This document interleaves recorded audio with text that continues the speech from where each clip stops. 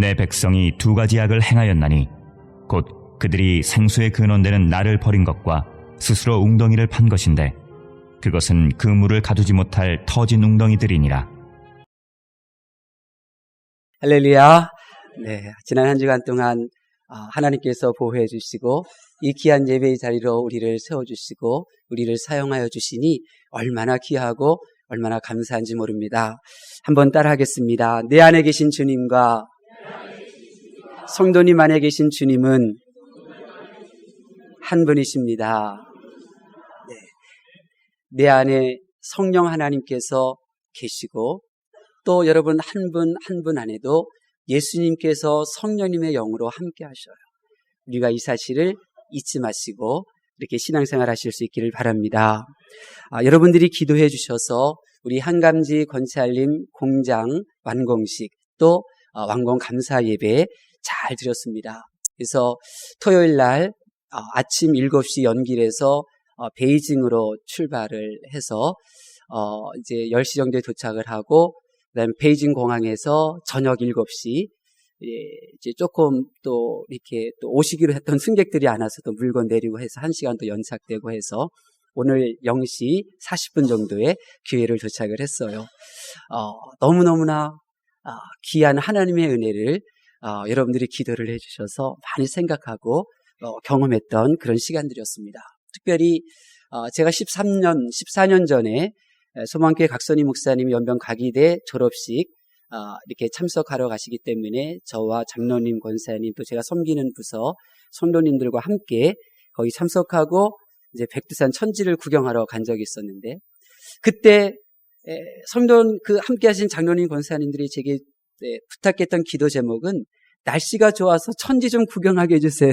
전도사님 기도 좀 빡세게 해주세요. 그렇게 저녁 기도 모임 때 기도 제목을 또 내놓더라고요. 근데 기도를 할 때 날씨에 대한 기도를 하지 않고 하나님께서 자연스럽게 기도를 바꿔주시기를 천지를 보고 싶어하는 그 마음 이상으로 지금 우리 자신의 영적인 상태를 우리가 직접 보게 하옵소서. 이런 기도로 바꿔주시더라고요. 이번도 마찬가지였어요. 이번도 많은 기도 제목을 가지고 갔고 그 기도 제목대로 기도를 했지만 저의 기도 제목을 바꿔줬던 한 가지가 바로 그거예요. 천지를 보고 싶어하는 것보다 나의 영적인 상태를 더 파악하고 보게 해주십시오. 이런 기도를 하나님께서 드리게 하시더라고요. 특별히 8월은 영성의 달이에요. 영성의 달은 다른 사람의 신앙생활에 관심을 가지는 것을 접고 지금 나의 신앙생활을 바라보는 거예요. 지금 내가 제대로 신앙생활하고 있는가? 이것이 바로 8월 영성의 달의 기본 취지이죠. 그런 의미에서 보면 오늘 본문의 이 말씀이 저에게 얼마나 은혜가 되는지 몰라요.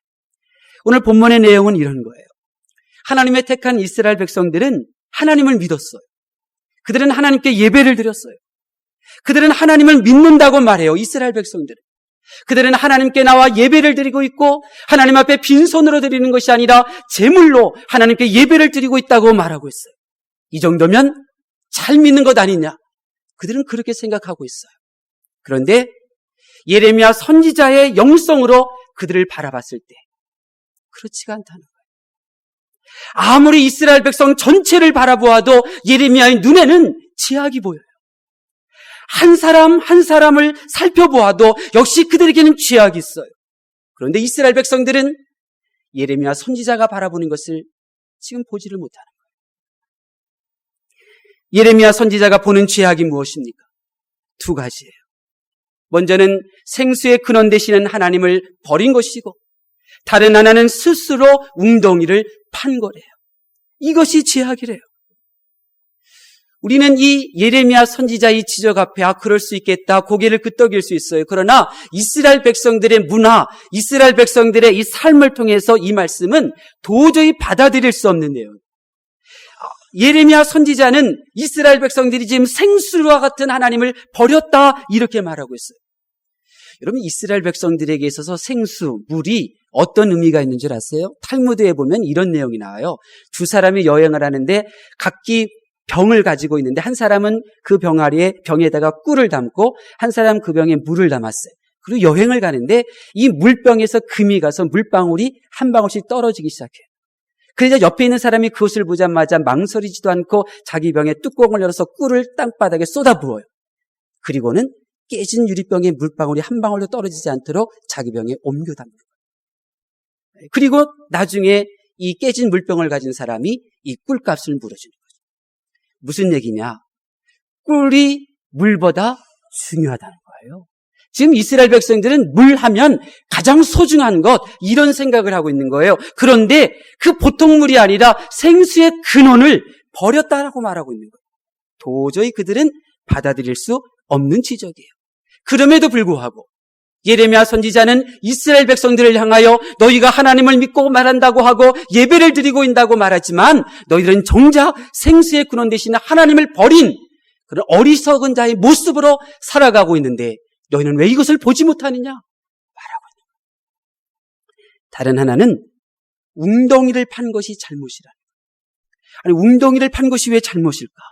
이 웅덩이는 물을 보관하는 장소예요. 제가 이스라엘 땅 여러분의 그 은혜를 받아서 그래서 성지순례를 했었는데 이 물 웅덩이를 방문한 적이 있었어요. 곡식 창고와 더불어 이 물 웅덩이도 얼마나 깊은지 몰라요. 이 나선형으로 계단을 이렇게 만들어서 그래가지고 아래에서부터 물을 점점 채우고 그래서 위에서부터 물을 떠가면서 계단으로 점점 아래까지 물을 사용하는 그런 곳이에요. 굉장히 웅장하죠. 그러니까 이 웅덩이라고 하는 것은 인간의 노력, 인간의 수고, 인간의 미래에 대하여 준비할 줄 아는 대비성, 이러한 엄청난 노력을 상징하는 것이 바로 이 웅덩이라고 하는 거예요. 특별히 웅덩이하고 우물은 달라요. 같은 상징이지만은 특별히 이스라엘은 우기와 건기가 있잖아요. 그래서 비가 오지 않는 이 6개월의 이 건기 동안 그 생활을 버티기 위해서 마을 동네에서는 이 웅덩이를 파거든요. 근데 주전 15세기경 예수님이 태어나시기 1500년 전부터 이 이스라엘 땅 바위 석회암을 깎아다가 곱게 갈아서 석회의 반죽을 만들어서 회반죽으로 땅을 판 그곳에 발라가지고 방수 처리 시설을 하게 된 거예요. 그러니까 이 웅덩이가 굉장히 커지니까 이제 6개월 동안 이제 기도할 필요도 없이 하나님을 의지할 필요도 없이 웅덩이만 믿고 담대하게 생활할 수가 있는 것이죠. 이것이 바로 웅덩이에요. 반면에 이 물이 강수량이 많지 않은 지역에서는 웅덩이가 아니라 우물을 파야만 했어요. 왜요? 웅덩이를 크게 만들어 놓으면 뭐예요? 우기에 비가 적게 내리는데 아무 소용이 없는 거예요. 그래서 그 사람들은 땅을 파서 우물을 만들었어요. 아브라함이 생활했던 부엘세바 이런 지역들 또 이삭이 머물렀던 그랄 땅 이런 지역들은 웅덩이가 아닌 우물을 파야만 했어요. 그래서 깊이 파는데 150m, 200m까지 파들어가게 되는 거죠. 그래서 우물을 하나 만들어내는 거예요. 그러니 우물, 웅덩이 이것은 정말 인간의 수고, 인간의 노력, 정말 미래를 대비할 줄 아는 철저한 준비성 이 모든 것들을 상징하는 거예요. 그런데 오늘 하나님은 말씀하는 거예요. 그 모든 인간의 수고와 노력, 그 모든 것들이 뭐라고요? 죄악이라는 거예요. 죄악이라는 거예요. 왜 그러셨을까? 그럼 우리 보고 노력하지 말라는 걸까? 수고하지 말라는 걸까? 왜 이것을 죄라고 말씀하시는 걸까? 이 질문에 답을 얻으려면 우리가 생수에 대해서 잠깐 생각하셔야 돼요. 웅덩이가 또 우물이 사람의 처절한 수고와 노력을 얻은 것이라고 한다면 생수는 전혀 다른 거예요. 말씀드린 대로 광야의 환경에서 우물과 웅덩이는 생명의 원천인 물을 얻기 위한 인생의 수고를 의미해요. 인생의 고난을 의미하는 거예요. 그러나 이러한 생명의 원천인 물이 인간의 아무런 노력도 없이 저절로 얻어지는 것, 이것이 바로 생수예요. 그리고 그들은 이 생수를 바라보면서 하나님의 은혜를 생각하는 거예요. 생수가 뭐예요? 인간의 노력에 아무 수고 없이 얻어지는 물이 무엇입니까? 아침 이슬이잖아요. 이른 비와 늦은 비잖아요. 인간의 아무런 수고도 하지 않았는데 메마른 그 땅을 적시며 흘러가는 신의 물이 바로 이 생수잖아요. 그들은 그것을 보면서 하나님의 은혜를 생각하는 거예요. 우리를 생각하고 우리의 고난을 생각하고 우리를 도와주시기를 원하시는 하나님의 놀라운 은혜를 그들은 생각하는 거죠. 그래서 성경에 보면 생수와 더불어 반드시 따라오는 것이 바로 하나님의 은혜였던 거예요. 제게도 하나님의 은혜가 필요해요.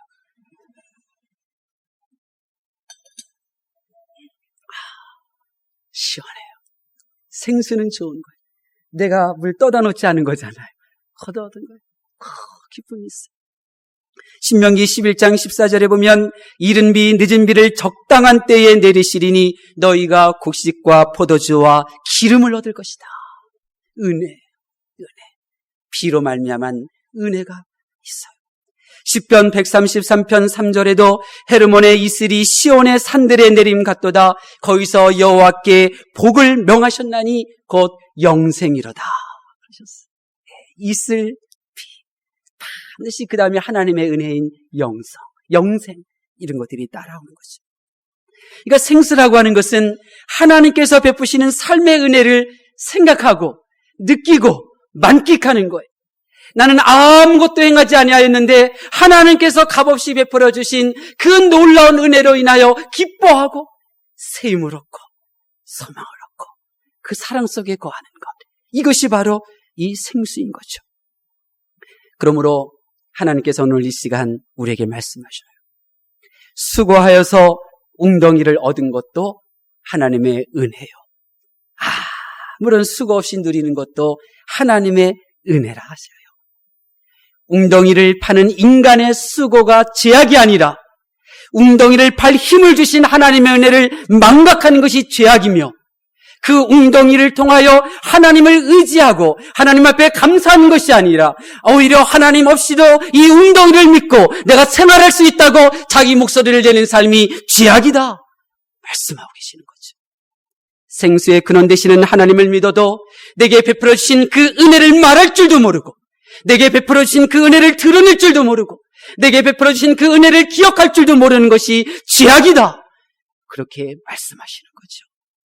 그러므로 사랑하는 성도님들은 죄악을 행하지 말고 모든 것이 하나님의 은혜요. 내가 수고하는 것도 내가 땀을 흘릴 수 있는 것도 하나님의 은혜고 내가 얻은 것도 하나님의 은혜고 내가 아무런 수고 없이 누리는 것 또한 이것이 비겁한 것이 아니라 하나님께서 베푸신 은혜임을 고백하고 그 은혜를 베푸신 하나님을 찬양하며 살라고 말씀하고 계시는 줄로 믿습니다. 여러분, 저와 여러분이 생수의 근원 되시는 하나님 버리지 않고 또 그 조그만 웅덩이 의지하며 하나님 없이도 나는 살 수 있다고 그렇게 착각하며 살지 않도록 어떻게 하셨습니까? 오늘 본문에 보면 두 가지를 행하셨어요. 하나는 생수가 되어주셨어요. 하나님께서 생수가 되어주셨어요. 여러분의 삶을 갈증을 일으키는 것이 있습니까? 그 갈증을 일으키는 것에 더 집착해 보세요. 더 목마를 뿐이에요. 물질이 목마르게 하여 그 물질에 여러분의 생명을 바쳐 보십시오. 더 목마를 뿐이에요. 사람 때문에 갈증을 느끼세요. 그 사람을 쫓아다니면 더 갈증을 느낄 뿐이에요. 생명의 근원 되시는 하나님, 그 하나님께서 우리의 모든 갈증을 해결해 주시는 줄로 믿습니다. 한감지 권찰 함께 완공식 예배 드린 후에 차 안에서 차로 이동하는 시간이 있어서 차 안에서 대화를 나눴는데 그분이 이렇게 말해요. 목사님, 제가 기도하는 곳마다 하나님께서 다 응답해 주세요. 이제 하나님 교회에 나오는 지 얼마 안 된 분이에요. 근데 그분이 이렇게 고백하는 거예요. 자기가 기도하는 곳마다 다 응답받는데.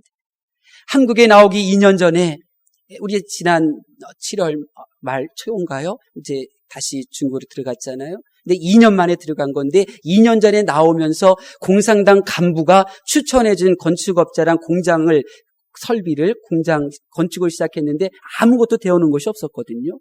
그래서 이 공산당 직원과 그 건축업자를 대상으로 소송을 해버린 거예요. 공산국가에서. 대단한 거거든요. 그래서 정태서 목사님한테 기도 부탁도 했었죠. 소송 벌이는 그날. 근데 소송에서 이겼어요. 엄청난 일이에요. 그래서 3호 건축업자가 물어주기로 됐어요. 놀라운 일이죠. 감사했어요. 또 공장 완공식 전날 수요일부터 저녁부터 비가 내렸어요. 목요일 날은 얼마나 비가 내렸는지 몰라요. 그래서 연길시장이 한강지검찰에게 전화를 한 거예요. 비가 이렇게 오니까 내일 금요일 완공식 연기하자고. 그러니까 한강지검찰이 전화로 그랬대요. 그따위 말을 하려면 오지도 마시오. 그리고 끊어버렸대. 원래 일기예보로는요, 수요일부터 금요일까지 비가 오기로 돼 있었거든요. 근데 이분이 기도를 했어요. 기도를 했대요. 제가 금요일 날 이른 아침에 이 호텔에서 나갔어요. 날씨 보려고 했던 것이 아니라 어디 아침 먹을 데가 없나. 호텔에서 아침 주는 줄도 모르고 함께한 성도들 뭔가 좀 빵과 우유라도 사서 아침 먹일까 봐 나갔다가 햇빛이 얼마나 따갑던지요. 얼른 들어왔어요. 그리고 그 햇빛 때문에 호텔 한쪽 편에 레스토랑이라는 말이 있더라고요. 그래서 거기 쫓아갔죠. 이거 한 값 얼마냐고. 그랬더니 룸카드가 있냐고 묻더라고요. 그래서 룸카드 보여줬더니 공짜래요, 아침밥. 그래가지고 다 연락했잖아요. 네, 그래서 아침밥 먹었어요. 네. 어쨌든 그날 얼마나 아침부터 햇빛이 쨍쨍 내리쳤는지 몰라요. 공장 그 참석하러 가니까요. 폭죽을 얼마나 많이 준비해놨는지 몰라요. 그리고 날씨가 좋으니까 폭죽을 터뜨리는데 이야, 진짜 마음속에 체중이 쑥쑥 내려가던데요. 어마어마한 폭죽을 제가 봤어요. 비 오는 날, 비가 왔다면 그 폭죽 터뜨릴 수 있었겠어요? 어림도 없었어요. 그분이 그러는 거예요. 목사님, 내가 새벽 3시부터 나와서 기도했다고 하는 거예요. 물론 전날도 기도했고. 그런데 이렇게 비 오지 않게 해주시니 얼마나 감사한 줄 모르다는 거예요. 감사하지. 여러분, 그렇습니다.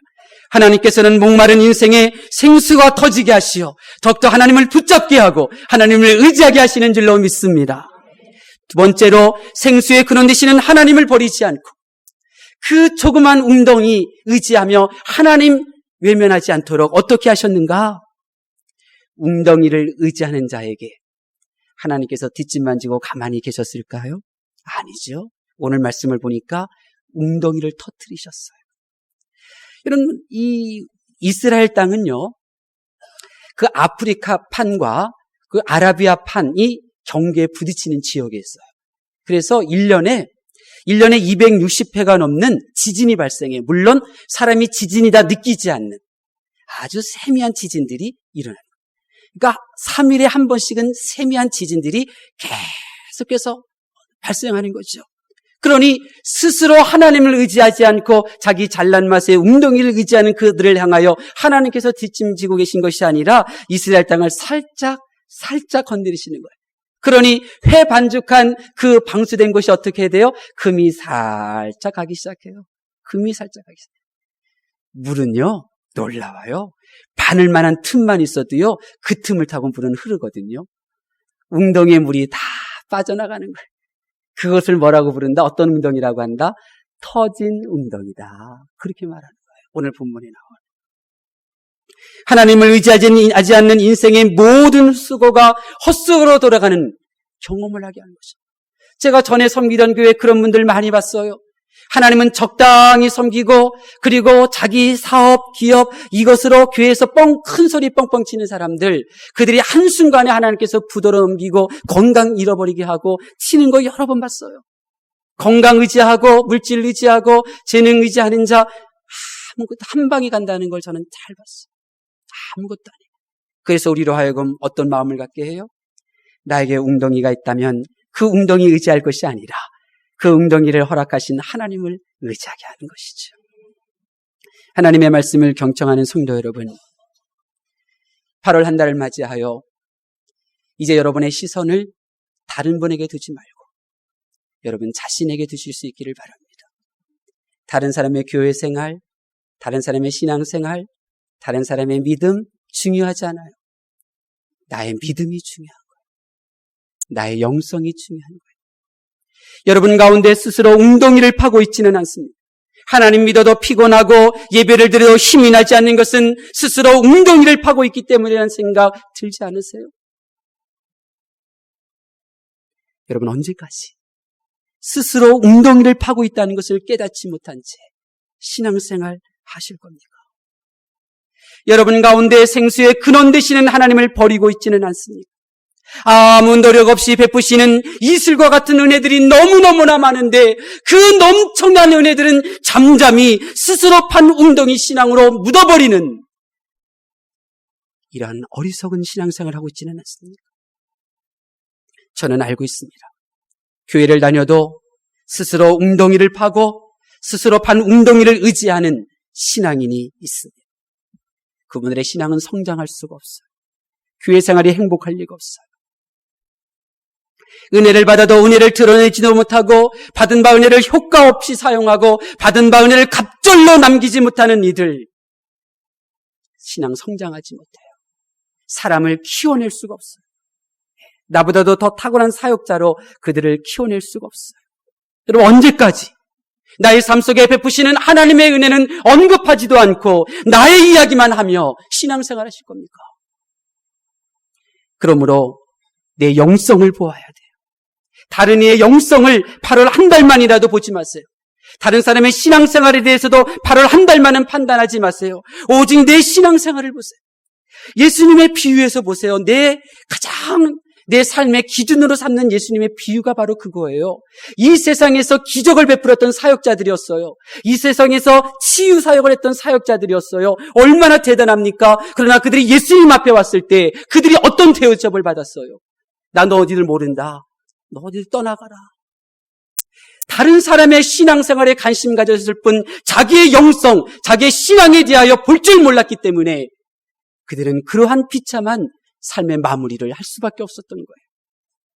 그러므로 천지를 구경하는 것보다 더 중요한 것은 내가 받은 바 은혜를 사장하여 그렇게 생수의 근원을 버리는 자가 아니에요. 하나님도 필요 없는 것처럼 스스로 판 웅덩이를 껴안고 큰소리치며 지내고 있지 않은지 나 자신을 바라보는 것이 바로 더 중요한 거예요.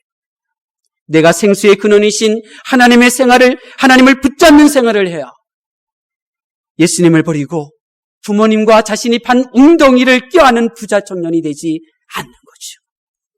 내가 스스로 웅덩이를 파고 있는 모습을 보아야 죽을 먹어 죽었던 헤롯 왕의 그 길로 걸어가지 않게 되는 거죠. 내가 웅덩이를 얻게 주신 것도 하나님의 은혜를 볼 줄 알아야 돼요. 그래야 그의 인생이 소망이 있는 거예요. 여러분, 이제 생수의 근원 되시는 하나님을 버리지 않으시려면 이렇게 하십시다. 한번 따라하겠습니다. 나는 훈련병입니다. 여러분, 교회 생활하면서 여러분이 어떤 마음 자세를 가지셔야 되면 나는 훈련병이다. 나는 훈련받는 사람이다. 이 마음을 가지셔야 돼요. 훈련을 잘 받은 군인은 전쟁에서 피를 흘리지 않아요. 훈련병은 좀 더 쉬고 싶어요. 훈련병은 좀 더 자고 싶어 하죠. 그러나 그 훈련병의 뜻, 생각, 그 의지, 감정을 존중해주면 그 사람은 좋은 군인이 될 수가 없어요. 왜요? 훈련받을 시간을 먹고 자는데 사용하니까. 수색대원이 되려면 수색대원이 자격이 뭐예요? 제가 알기로는 24시간 잠 안 자는 훈련에 통과해야 자격이 주어지는 것으로 알고 있어요. 훈련을 잘 받은 의사는 수술실에서 죽어가는 생명을 살릴 수가 있는 거예요. 마찬가지로 교회 생활은 훈련병으로 지내는 것이다. 이런 마음 자세를 가지셔야 돼요. 그래야 훈련을 받을 수가 있어요. 두 번째로 어떤 훈련을 받느냐? 은혜 훈련이라는 거예요. 한번 따라하겠습니다. 은혜의 훈련을 받겠습니다. 우리 청년부는 지금 창세기를 큐티하고 있는데 그 얼마 전에 큐티했던 본문이 요셉에 대한 부분이었어요. 여러분, 요셉이 꿈을 꿨었어요. 첫 번째 꿈을 주변 사람들에게 이야기해 줬을 때 어떤 결과가 일어났느냐? 부모 형제가 그를 시기했고 심지어 형제들은 그를 죽이려고 했었어요. 근데 그가 여러 가지 이제 세월이 지나서 바로왕 앞에서 이번에는 꿈을 해석해 주었더니 이번에는 바로왕부터 시작해서 온 이스라엘 백성들이 요셉을 칭찬하고 요셉을 높여주면서 이번에는 총리로 만들어줬어요. 무슨 차이가 있을까요? 도대체 요셉의 인생에 어떤 차이가 있길래 처음에 꿈을 이야기했을 때는 요셉을 잡아 죽이려고 했고 두 번째 요셉이 꿈 이야기를 했을 때는 이번엔 요셉을 높여주며 요셉을 총리로 삼았던 걸까요? 은혜예요. 은혜. 요셉은 형들로부터 배신당했어요. 사람에게 실망 경험했어요. 억울한 누명까지 썼어요. 그리고 감옥에 갇히는 이 많은 훈련을 받았어요. 이러한 많은 훈련을 받으니까 그 훈련의 결과 그에게는 은혜가 머물게 된 거예요. 그 은혜가 머무르니 그렇게 자기를 죽이려고 했던 형들을 만났을 때 이 요셉이 어떻게 말합니까? 당신들은 나를 죽이려고 하였으나 하나님께서는 우리를 살리시려고 나를 사용하셨습니다. 고백하잖아요. 새롭게 해석을 내리는 거예요. 형들도 위해주고 하나님의 뜻으로 하나가 되게 하는 그런 은혜의 영성이죠. 그러므로 성도는 이러한 은혜를 훈련받으셔야 돼요. 죽을 수밖에 없는 나를 살리시고 지옥에서 나를 건져주신 놀라운 하나님의 은혜를 받았기 때문에 이제 이 놀라운 은혜를 날마다 고백하고 그 은혜 가운데 생활하는 훈련을 받으셔야 되는 거예요. 여러분이 교회에서 억울한 일을 경험하셨습니까? 여러분만 그렇게 열심히 일하는 부분들이 있습니까? 사람들이 알아주지 않는 부분들이 있습니까? 그것이 은혜의 훈련인 줄 믿으실 수 있기를 바랍니다. 그 은혜의 훈련을 잘 통과하게 되면 모든 사람들이 여러분을 존경하고 따라주는 하나님의 사람으로 높여주게 될 것입니다. 하나님께서는 이스라엘 백성들을 이슬로 은혜 훈련을 시키신 거예요. 비로 은혜 훈련을 시키신 것입니다. 여러분, 하나님께서 여러분을 부학교회로 불러주신 이유가 무엇일까? 한번 기도해 보세요. 왜 하나님께서 부학교회로 여러분을 불러주셨을까요? 제가 일을 놓고 기도할 때 문득 이런 마음이 들더라고요. 하나님께서 만들어 놓은 이 지구 땅덩어리를 보시면서 하나님이 보시는 사람들의 모습은 어떤 모습일까? 제가 생각하게 됐어요. 하나님이 지금 보고 계시는 사람들의 모습은 어떤 모습일까? 경쟁자가 되어 서로를 이기려고 하고 서로를 앞서려고 하고 서로 뒤처지기보다는 자기의 목소리를 주장하려고 하는 사람들, 진절이 나게 그런 사람들만 하나님 보고 계시지는 않을까? 그런 생각했어요. 그래서 하나님께서는 잘났어도 자기 목소리 내지 않고 못났어도 은혜의 말줄 아는 그런 은혜로운 성도가 보고 싶으셔서 이 우상의 골짜기에 부학교회를 세우시고 그런 성도 보고 싶으셔서 저와 여러분을 부학교회로 인도해 주신 줄로 믿습니다. 그러므로 우리 부학교회 성도들은 정신 차리고 깨어 기도하셔서 은혜 훈련 받으실 수 있기를 바랍니다. 은혜 훈련 시키시려고 나를 이곳으로 인도하셨구나. 이 사실이 믿어지실 수 있기를 바랍니다. 슬플 때나 기쁠 때나 은혜를 드러내실 수 있기를 바랍니다. 여러분이 건강할 때나 혹은 병들었을 때나 여러분이 성공했을 때나 혹은 실패했을 때나 은혜가 있습니다. 그 은혜를 발견하시고 그 은혜를 드러내실 수 있기를 바랍니다. 한감지 원찰 공산당, 중국 공산당 간부입니다. 한감지 원찰 김정일 이종 사촌강이에요. 북한에서 떵떵거리는 집안입니다. 그런데 하고 다니는 거 보세요. 제가 보니까요, 우리를 위해서 그 비행기 값만 1,000만 원이에요. 그런데 완공식 때 들고 다니는 핸드백을 보니까요, 2만 원도 채 안 돼요. 신발은 말할 것도 없이. 왜 그래요?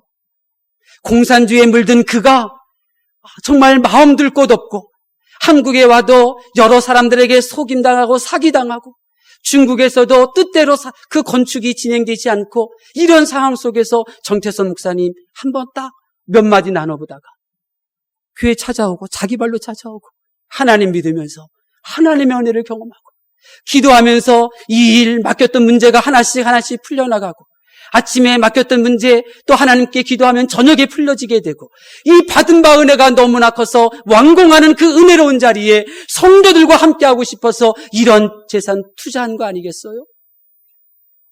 2,000만 원 가까이 아마 투자한 것 같아요. 10명에게. 대단하죠. 이것이 뭐예요? 받은 바 은혜를 함께 나누고 드러내려고 이렇게 한 거예요. 우리 부학교회는 하나님께서 베풀어 주신 모든 은혜를 자기 속에 묻어버리는 그런 신앙생활 하지 말고 항상 입술로 고백하고 그 받은 바 은혜로 하나님께 영광 올려드리는 하나님의 몸된 교회가 될 줄로 믿습니다. 이것이 바로 믿음이에요. 믿음은 모든 것이 하나님의 은혜임을 아는 거예요. 내가 잘나고 내가 노력하여 얻은 것이 있다면 그 또한 하나님의 은혜예요. 나는 아무것도 한 것도 없는데 내게 베풀어 주시는 것이 있어요. 그러나 그것도 사양하지 않고 다 받아 누리는 것은 바로 그것이 하나님께서 주신 은혜이기 때문이죠. 이것이 믿음인 거예요. 하나님의 도움 없이 내 힘으로 사는 것은 은혜가 아니에요. 하나님의 도움을 구하지 않고 내가 살 수 있다고 생각하는 것은 믿음이 아니에요. 그건 스스로 판 웅덩이를 의지하는 어리석은 자와 같은 것입니다. 저는 믿습니다. 이처럼 스스로 웅덩이를 파는 삶을 버리고 생수의 근원 되시는 하나님을 붙잡는 성도에게는 복을 주셔요. 어떤 복을 주시냐고요? 여러분의 인생에 갈증을 느낄 때마다 생수를 터뜨려 주실 줄로 믿습니다. 하갈이라고 하는 여성이 바로 그런 여성이었어요. 남편에게 사랑받기 원했어요. 아들 낳고 그리고 많은 종들로부터 존귀한 자가 되기를 원했어요. 그러나 남편에게 쫓겨당했어요. 종들이 그를 무시했어요. 그리고 사막에서 목말라 아들과 함께 죽으려고 했었어요. 그때 하나님 앞에 간구할 때 하나님께서 네게브 사막에서 그 앞에서 샘물을 터져나게 하심으로 그를 살려주셨잖아요. 그렇습니다. 목마른 인생마다 하나님을 의지하는 자, 그 갈증을 해결할 수 있도록 생수를 허락하여 주실 줄로 믿습니다. 목마름을 경험할 때마다 생수의 근원 되시는 하나님을 의지하고 내가 판 웅덩이를 의지하지 않고 그보다 더 큰 웅덩이를 주실 하나님을 의지하고 그 하나님 앞에 간구하는 자에게 생수를 허락해 주시는 줄로 믿습니다. 다른 하나는 은혜의 영성으로 살게 해주실 거예요. 다윗이 사울왕에게 쫓겨서 네게브라고 하는 지역으로, 엔게디라고 하는 골짜기에 거하게 됐어요. 이것을 엔게디 골짜기라고 하면 엔게디 골짜기 사방은 광야예요. 물을 구하기도 힘들고 물도 없는 그런 지역인데 이 엔게디 골짜기에는 가운데에 물이 흘러서 주변에 나무가 많이 있는 곳이에요. 바로 이곳에서 이 다윗이 생활하고 있을 때 어느 날 사울왕이 죽이겠다고 쫓아왔죠. 다윗의 부하들은 사울왕의 이를 갈고 있었어요. 그런데 이 사울왕이 이 엔게디 골짜기 굴 속에서 볼일을 보고 있었단 말이에요. 죽일 기회가 온 거예요. 그때 다윗이 죽이지 말라 명령합니다. 부하들에게. 왜 그랬을까요? 왜 다윗은 자기의 철천지 원수를 죽일 수 있는 기회에 자기가 죽이기 싫으면 부하로 하여금 죽일 수도 있겠다고 하는데 죽이지 말라고 명령하셨을까요? 다윗은 하나님의 은혜를 경험하고 있었어요. 엔게디 바깥에는 내가 수고하고 내가 노력해야 물을 얻을 수 있었는데 엔게디에서는 하나님께서 거저 이슬을 내려주시고 거저 시냇물 흘러가게 하셔서 거저 물을 마시는 거예요. 한 모금 물을 마실 때마다 이것이 하나님의 은혜예요. 내가 수고하지도 않은 물을 마시니 이것이 하나님의 은혜예요. 또 다음 날도 이 하나님의 은혜를 생각하며 물을 마시니 이 다윗은 하나님의 그 하나님 은혜 가운데 푹 빠져 있는 거예요. 내가 노력하고 내가 수고하지도 않았는데 하나님께서 이와 같은 은혜를 베푸시니 너무너무나 감사하다. 은혜의 영성 속에서 생활하고 있었더니 철천지 원수인 사울이 누구로 변하는 거예요? 친구로 변하는 거예요. 그러니 그를 죽일 필요가 없는 거죠. 죽일 필요가 없는 거예요. 미움이 있어요? 그 사람이 잘못한 거예요? 잘못했을 수 있겠죠? 그러나 하나님이 보시기에는 네 영성, 은혜의 영성이 말랐기 때문이다 말씀하시는 거예요. 사람은 네가 잘못했기 때문에 내가 이렇게 행동한다 말하지만 하나님은 그 사람이 잘못이 아니라 너에게 은혜의 영성이 없기 때문에 네가 옛사람의 모습 또 육의 사람의 모습을 보인다 말씀하고 계시는 거예요. 은혜는 용서하는 것이 쉬워요. 은혜의 영성은 함께 합력하는 것이 즐거워요. 은혜의 영성은 상처는 쉽게 잊어버리고 내게 베푼 도움의 손길은 잊어버리지 않고 평생 간직하는 거예요. 평생 간직해요. 조그만 고마움도 평생 간직하죠. 그래서 항상 그가 나를 떠나기까지는 포기하지 않고 그를 위하여 기도하죠. 이제 말씀을 마칩니다. 저는 이번 연기를 방문하면서 수고하지 않아도 누리는 은혜를 많이 받았어요. 저는 한 것이 없어요. 한감지 건차를 위해서 해준 것이 없어요. 근데 목사님 잘 만나서 함께 가자 하심으로 잘 먹고 잘 쉬다 왔어요. 이거 오늘 예배 드리기 전에 에스더실에서 정태서 목사님 만났는데 그러시더라고요.